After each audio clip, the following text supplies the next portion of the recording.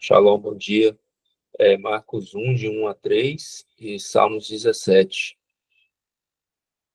Amém? Vamos lá, Marcos 1. Princípio do Evangelho de Jesus Cristo, Filho de Deus. Conforme está escrito no profeta Isaías: enviarei à tua frente o meu mensageiro, e ele preparará o teu caminho. Vós, do que clama no deserto, prepare um caminho para o Senhor. Façam veredas retas para ele. Assim surgiu João, batizando no deserto e pregando um batismo de arrependimento para o perdão dos pecados. A ele vinha toda a região da Judéia e todo o povo de Jerusalém, confessando seus pecados, e eram batizados por ele no Rio Jordão. João vestia roupas feitas de pelos de camelo, usava um cinto de couro e comia gafanhotos e mel silvestre. E esta era a sua mensagem: depois de mim vem alguém mais poderoso do que eu, tanto que não sou digno nem de curvar-se e nem desamarrar as correias de suas sandálias. Eu os batizo com água, mas ele os batizará com o Espírito Santo. Naquela ocasião, Jesus veio de Nazaré, da Galiléia, e foi batizado por João no Jordão. Assim que saiu da água, Jesus viu o céu se abrindo e o Espírito descendo como uma pomba sobre ele. Então veio do céu uma voz: Tu és o meu filho amado, de ti me agrado. Logo após, o Espírito o impeliu para o deserto.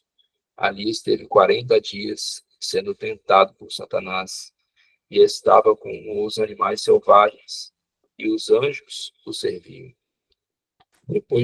Depois que João foi preso, Jesus foi para a Galiléia, proclamando as boas novas de Deus. O tempo é chegado, dizia ele. O reino de Deus está próximo. Arrependa-se, creia nas boas novas. Andando à beira do mar da Galiléia, Jesus viu Simão, seu irmão André, lançando redes ao mar, pois eram pescadores. E disse Jesus: Sigam-me, e eu os farei pescadores de homens. No mesmo instante, eles deixaram suas redes e o seguiram. Indo um pouco mais adiante, viu um barco, Tiago, filho de Zebedeu, e João, seu irmão, preparando as suas redes. Logo o chamou, e eles o seguiram, deixando seu pai Zebedeu com os empregados no barco. Eles foram para Cafarnaum, e logo que chegou o sábado, Jesus entrou na sinagoga e começou a ensinar. Todos ficavam maravilhados com o seu ensino, porque eles ensinavam como alguém que tem autoridade e não como os mestres da lei. Justo naquele momento, na sinagoga, um homem possesso de um espírito imundo gritou: O que queres conosco, Jesus de Nazaré? Vieste para nos destruir? Sei quem tu és, o Santo de Deus. Cala-se e saia dele, repreendeu Jesus. O espírito imundo sacudiu o homem violentamente e saiu dele gritando. Todos ficaram tão admirados que perguntavam uns aos outros: O que é isso? Um novo ensino com autoridade? Até os espíritos imundos ele dá ordem e ele obedece? A notícia a seu respeito se espalharam rapidamente por toda a região da Galiléia. Logo que saíram da sinagoga, foram com Tiago e João à casa de Simão e André. A sogra de Simão estava de cama, com febre, e falaram a respeito dela a Jesus. Então ele se aproximou dela, tomou pela mão e o ajudou a levantar-se. A febre a deixou e ela começou a servi-los. Ao anoitecer, do pôr do sol, o povo levou Jesus, todos os doentes e os endemoniados. Toda a cidade se reuniu à porta da casa, e Jesus curou muitos que sofriam de várias doenças. Também expulsou muitos demônios. Não permitia, porém, que eles falassem, porque sabiam quem ele era. De madrugada, quando ainda estava escuro, Jesus levantou-se saiu de casa e foi para um lugar deserto, onde ficou orando. Simão e seus companheiros foram procurá-lo e os encontrá-lo e disseram: Todos estão te procurando. Jesus respondeu: Vamos para outro lugar, para povoados vizinhos, para que também lá eu pregue. Foi para isso que eu vim. Então ele percorreu toda a Galiléia, pregando na sinagoga e expulsando os demônios. Um leproso aproximou-se dele e suplicou-se de joelhos: Se quiseres, podem purificar-me. Cheio de compaixão, Jesus estendeu a mão, tocou nele e disse: Quero, seja purificado. Imediatamente a lepra o deixou e ele foi purificado. Em seguida, Jesus o despediu com uma severa advertência: Olhe, não conte isso a ninguém, mas vá mostrar-se ao sacerdote e ofereça a sua purificação, os sacrifícios que Moisés ordenou para que sirva de testemunho. Ele, porém, saiu e começou a tomar público o fato, espalhando a notícia. Por isso, Jesus não podia mais entrar publicamente em nenhuma cidade, mas ficava fora, em lugares solitários.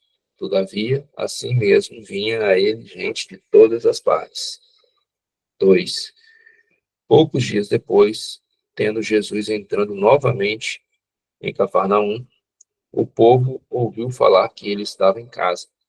Então, muita gente se reuniu ali, de forma que não havia lugar nem junto à porta, e eles lhe pregavam a palavra. Vieram alguns homens, trazendo-lhe um paralítico, carregando por 4 deles. Não podendo levá-lo até Jesus, por causa da multidão, removeram parte da cobertura do lugar onde Jesus estava, e pela abertura no teto, baixaram a maca em que estava deitado o paralítico. Vendo a fé que eles tinham, Jesus disse ao paralítico: Filho, seus pecados estão perdoados. Estavam sentados ali alguns mestres da lei, raciocinando em seu íntimo: por que esse homem fala assim? Está blasfemando. Quem pode perdoar pecados a não ser somente Deus? Jesus percebeu logo em seu espírito que era isso que eles estavam pensando e lhe disse: Por que vocês estão remoendo essas coisas em seu coração? Que é mais fácil dizer ao paralítico: Os seus pecados estão perdoados, ou levanta-se, pegue sua maca e ande. Mas para que vocês saibam que o Filho do Homem tem na terra autoridade para perdoar pecados, disse ao paralítico: Eu digo a você, levante-se, pegue a sua maca e vá para casa. Ele se levantou, pegou a sua maca, saiu à vista de todos, que, atônitos, glorificaram a Deus, dizendo: Nunca vimos nada igual. Jesus saiu outra vez para a beira do mar. Uma grande multidão aproximou-se e ele começou a ensiná-los. Passando por ali, viu Levi, filho de Alfeu, sentado na coletoria, e disse: Siga-me. Levi levantou-se e o seguiu. Durante uma refeição na casa de Levi, muitos publicanos e pecadores estavam comendo com Jesus e seus discípulos, pois havia muitos que o seguiam. Quando os mestres da lei, que eram fariseus, o viram comendo com os pecadores e publicanos, perguntaram aos discípulos de Jesus: Por que ele come com os publicanos e pecadores? Ouvindo isso, Jesus lhe disse: Não são os que têm saúde que precisam de médico, mas sim os doentes. Eu não vim para chamar justos, mas pecadores. Os discípulos de João e os fariseus estavam jejuando. Algumas pessoas vieram a Jesus e lhe perguntaram: Por que os discípulos de João e os dos fariseus jejuam, mas os teus não? Jesus respondeu: Como podem os convidados do noivo jejuar enquanto este está com ele? Não podem enquanto tem comigo? consigo. Mas virão dias quando o noivo lhe será tirado, e nesse tempo jejuarão. Ninguém põe remendo em pano novo em roupa velha, pois o remendo forçará a roupa, portanto, pior o rasgo, tornando pior o rasgo. E ninguém põe vinho novo em vasilha de couro velha. Se fizer, o vinho rebentará a vasilha, e tanto o vinho quanto a vasilha se estragarão. Ao contrário, põe-se vinho novo em vasilha de couro nova. Certo sábado, Jesus estava passando pelas lavouras de cereal. Enquanto caminhavam, seus discípulos começavam a colher espigas. Os fariseus lhe perguntaram: Ora, por que eles estão fazendo o que não é permitido no sábado? E ele respondeu: Vocês nunca leram o que fez Davi quando ele e seus companheiros estavam necessitados e com fome? Nos dias do sumo sacerdote Abiatar, Davi entrou na casa de Deus e comeu pães da presença, que apenas os sacerdotes era permitido comer, e o deu também aos seus companheiros. Então lhes disse: O sábado foi feito por causa do homem, e não o homem por causa do sábado. Assim, pois, o Filho do Homem é Senhor até mesmo do sábado. Noutra ocasião, 3. Noutra ocasião, ele entrou na sinagoga, e estava ali um homem com uma das mãos atrofiadas. Alguns deles estavam procurando um motivo para acusar Jesus. Por isso, observaram atentamente, para ver se ele iria curá-lo no sábado. Jesus disse ao homem de mão atrofiada: Levanta-se e venha para o meio. Depois Jesus lhe perguntou: O que é permitido fazer no sábado? O bem ou o mal? Salvar a vida ou matar? Mas ele permaneceram em silêncio. Irado, olhou para que estavam à sua volta e, profundamente entristecido por causa do coração endurecido deles, disse ao homem: Estenda a mão. Ele estendeu e ela foi restaurada. Então os fariseus saíram e começaram a conspirar contra os herodianos, contra Jesus, sobre como poderiam matá-lo. Jesus retirou-se e com os seus discípulos para o mar, e uma grande multidão vindo da Galiléia o seguia. Quando ouviram a respeito de tudo o que ele estava fazendo, muitas pessoas procedentes da Judéia, Jerusalém, da Idumeia, na região de outro lado do Jordão e dos arredores de Tiro,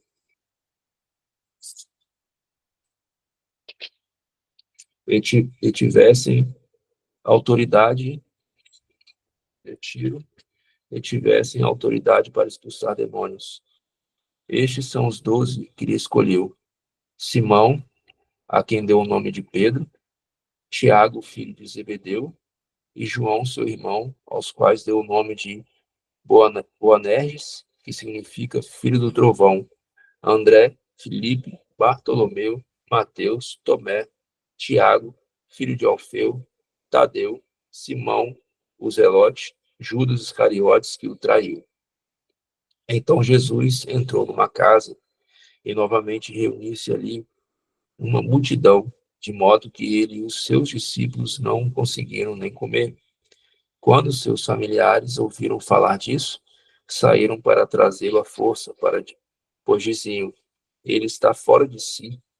E os mestres da lei que haviam descido de Jerusalém diziam: Ele está com Beelzebu, pelo príncipe dos demônios, é que ele expulsa demônios.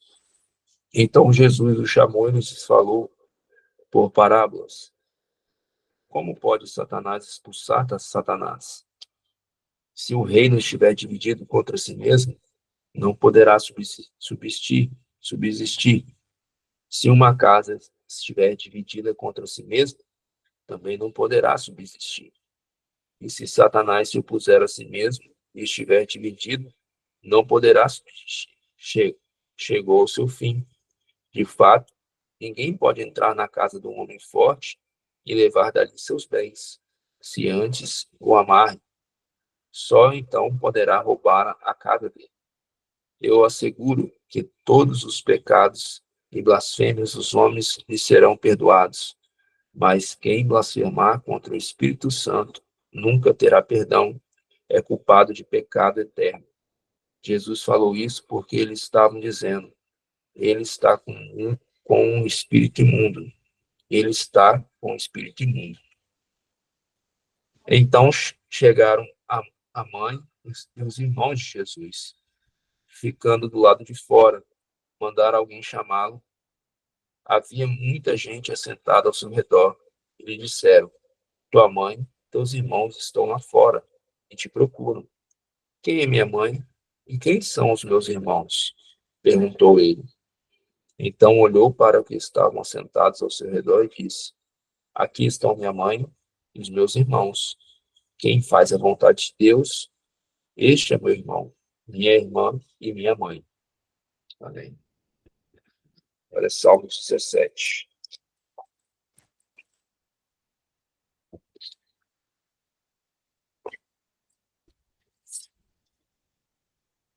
Salmos 17. Ouve, Senhor, a minha justa queixa. Atenta para o meu clamor. Dá ouvidos à minha oração, que não vem de lábios falsos.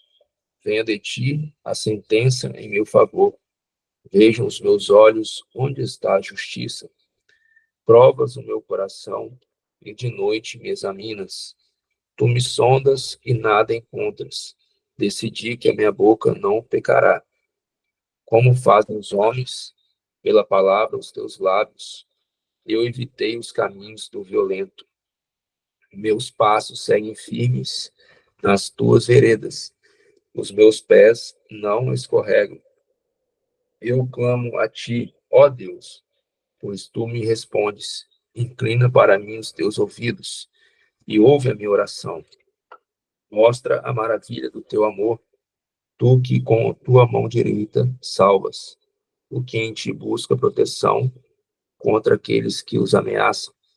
Protege-me como a menina dos teus olhos. Esconda-me à sombra de tuas asas. Dos ímpios que me atacam com violência, dos inimigos mortais que me cercam. Eles fecham o coração insensível e com boca falam com arrogância. Eles me seguem aos passos e já me cercam. Seus olhos estão atentos, prontos para derrubar-me. São como um leão ávido pela presa, como um leão forte, agachado na emboscada.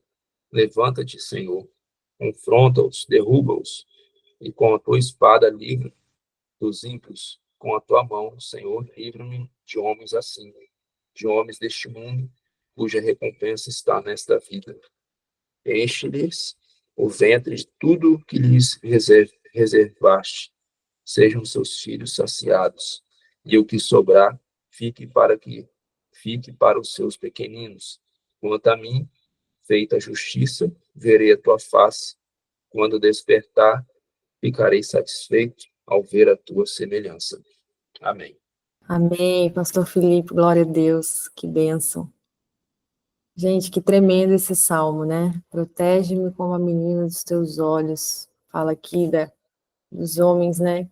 Caluniadores.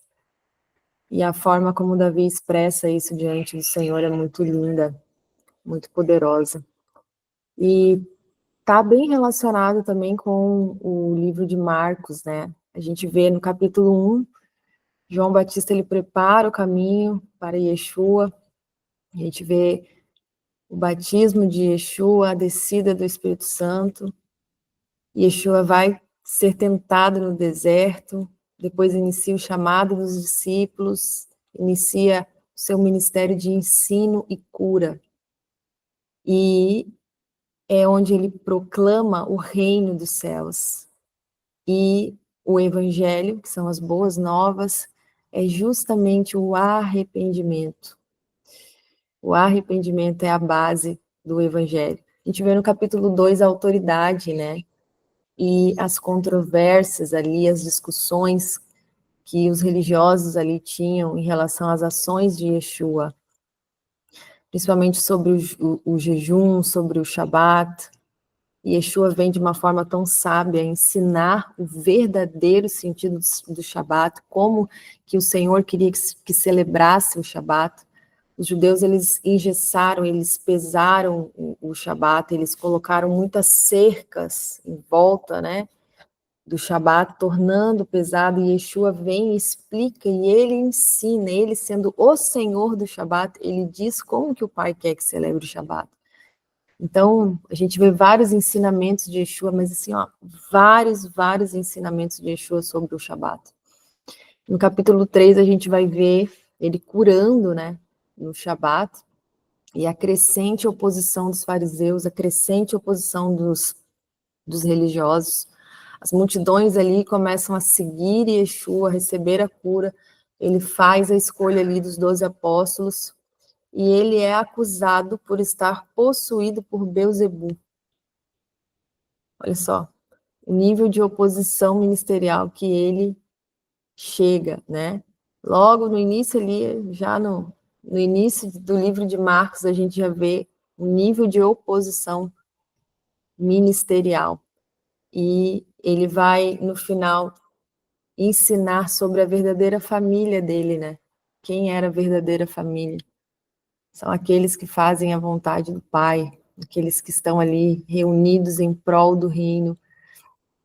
Queria destacar aqui o versículo que fala: é chegado o reino de Deus, o reino de Deus está próximo, arrependam-se e creiam nas boas novas. Esse é o centro do evangelho, esse é o núcleo do evangelho, é o arrependimento.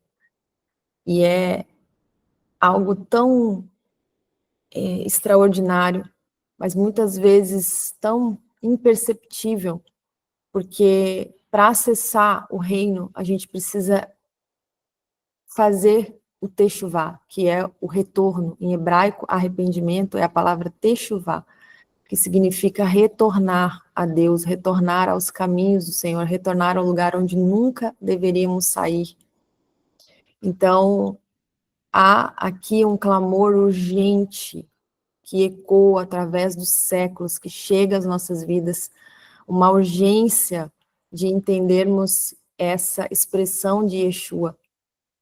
Então, de fato, aqui é o cume da batalha espiritual, que continua a ressoar sobre os corações, que nos desafia a viver não pela lógica desse mundo, não pelos princípios desse mundo, porque os principados, o qual a palavra fala que a nossa luta não é contra a carne e o sangue, mas contra os principados e as hostes celestiais, as potestades, né? Eles também têm os seus princípios, eles também têm a sua cultura caída, a sua cultura trevosa, e impõem esses princípios sobre o mundo. Mas quando a gente entende os princípios do reino, a gente precisa fazer techuvá, a gente precisa retornar à origem eterna, ao lugar da casa do Pai, onde tem os seus princípios, os princípios do reino. Então, literalmente, é nós vivermos uma realidade transformadora do reino de Deus. Essa é a mensagem central do Evangelho. Quero falar rapidamente aqui, né, sobre esse fato em que Yeshua é acusado por Beelzebul. Beelzebul era originalmente o nome de um deus filisteu, né? Significa Senhor das moscas ou Senhor do esterco. Então, ele é aqui, né, ele é até associado ao próprio Satanás, né, e a gente vê aqui que a forma, né, como Yeshua, ele desafiava as interpretações tradicionais da lei, ele causava ali conflitos religiosos entre os líderes, a popularidade dele ia crescendo cada vez mais, e alguns tinham preconceito com ele, por ele ser um carpinteiro da Galileia, né? Então, a gente vê que eles começam a atribuir os milagres de Yeshua, eles começam a atribuir o poder dele a fontes demoníacas. Começam a acusar ele de que ele age por Satanás, que ele está agindo ali por um demônio, né? Então, eles acusam Yeshua, né, com uma tentativa de descredibilizar completamente o ministério dele.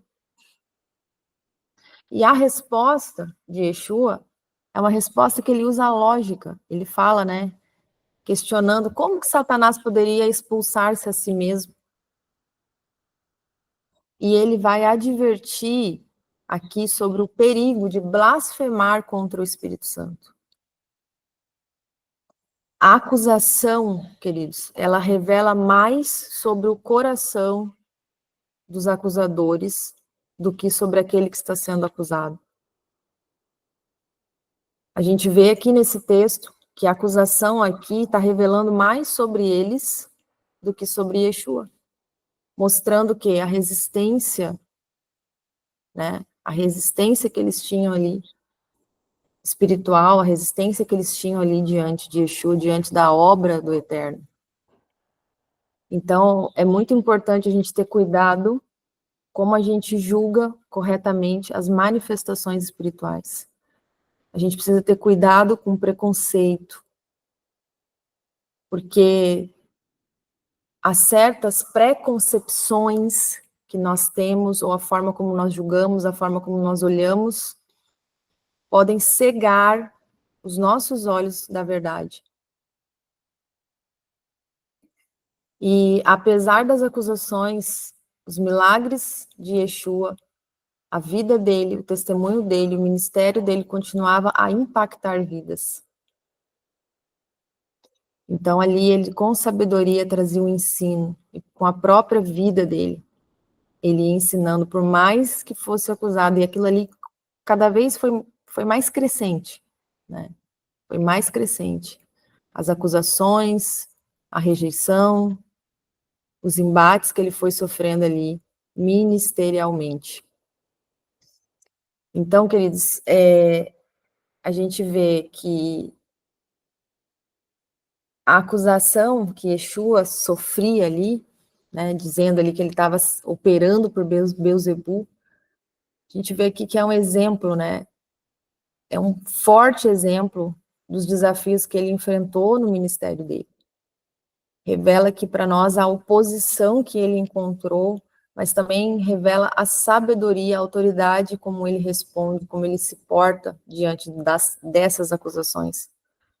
E para nós hoje serve aqui como um lembrete da importância da gente buscar discernimento espiritual e da abertura que a gente precisa ter para reconhecer a obra de Deus, mesmo quando ela vai desafiar as nossas expectativas ou as tradições que nos foram estabelecidas.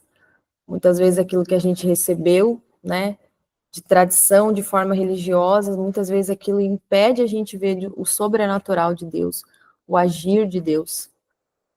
Então, que nós possamos abrir o nosso coração, abrir os nossos olhos, para que a gente possa, de fato, ver a manifestação poderosa do reino de Deus. Amém? Que Deus abençoe vocês tremendamente. Amanhã estaremos aqui firmes e fortes para a glória do Eterno. Shalom, shalom, queridos. Bom dia.